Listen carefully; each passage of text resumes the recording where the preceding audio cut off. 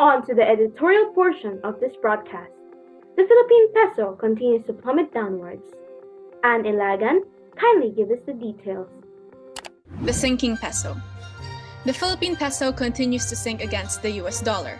On September 27, 5:30 p.m. UTC, the Philippine peso plummeted to an all-time low of 59.31, according to the Google Finance exchange rate. This drop exceeded the October 2004 record of 56.45 pesos to $1. As the value of the peso continues to fall, what's in store for the Filipinos? Money does not always have a 1-to-1 ratio of its numerical value on paper to its actual purchasing power. This means that 100 pesos cannot purchase what $100 can. Due to inflation, the Philippine currency further makes its descent, losing its purchasing power.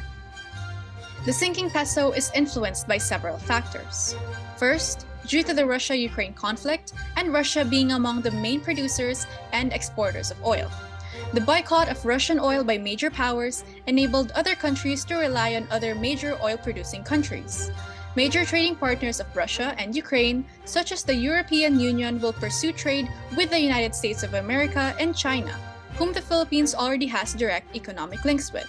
With a non-stop drop in value of the Philippine peso, importing goods for consumption would risk another wave of inflation effects due to higher wages and transportation fees. In addition, the COVID-19 pandemic has also taken a toll on the Philippine economy. National restrictive measures were imposed to control the ever-increasing rate of transmission. Investing in Women Asia says that 6 out of 10 families lost income. Continuing on, the sinking peso spells stagnance for an economy already struggling from a negligible COVID-19 response. Although GDP growth exceeded economic expectations of 6.5%, the theoretical economic recovery derived from statistics remains intangible to the average Filipino who is barely making ends meet.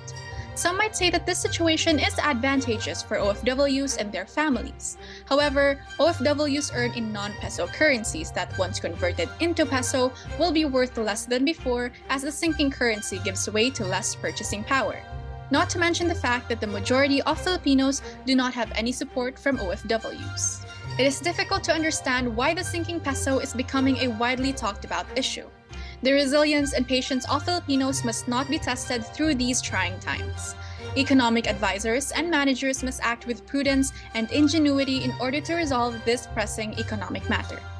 Years of hard work of economic managers and working Filipinos should not be wasted by economic incompetence. The best course of action now is to hope that those knowledgeable in this vast field of economics will do their part. The Filipinos are getting poorer and poorer by the day. These are the times that the nation needs an immediate and concrete solution to resuscitate our economy, not a stash of emotional appeal or other propaganda to whitewash the lack or negligence thereof. The sinking peso. Let's move on to a bit of a palate cleanser, the icebreaker segment of this broadcast. Let's take a short review of the handsome and beautiful faces featured on the Link's Campus Crush. Karishma Oraya and Gabriel Galvezon, take it away. To join Karishma, I, again, am Kyle Comia. Let's take a look at the role models featured in the Link's most anticipated segment, the Campus Crush, which was published from October to December. Let us be inspired by how our fellow PSDians present themselves.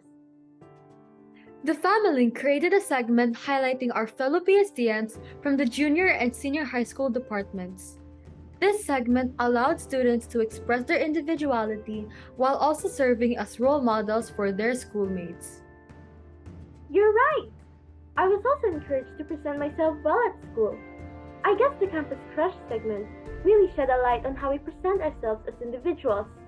Every time I open my Instagram account, I just get so excited when there's a new post about the Campus Crush. I completely agree with you. I was purely invested in this and was constantly checking the Link's social media accounts. I believe that every PSDian can completely relate to us. But before we wrap up this broadcast, let us take a look at the PSDians considered role models featured in the Link's Campus Crush from October to December.